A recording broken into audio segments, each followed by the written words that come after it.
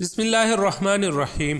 حدیث شریف ہے، حضرت ابو بکر صدیق رضی اللہ عنہ نے رسول اللہ صلی اللہ علیہ وآلہ وسلم سے کہا، یا رسول اللہ، مجھے ایسی دعا سکھائیے جو میں اپنی نماز میں کیا کروں۔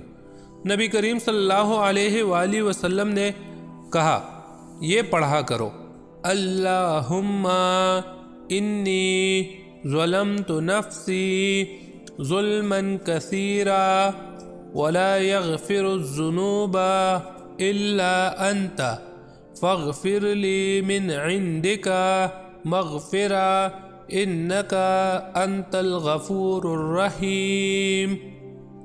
اے اللہ، میں نے اپنی جان پر بہت ظلم کیا اور تیرے سوا گناہوں کو اور کوئی نہیں بخشتا، پس میرے گناہ اپنے پاس سے بخش دے، بلا شبہ تو بڑا مغفرت کرنے والا، بڑا رحم کرنے والا ہے۔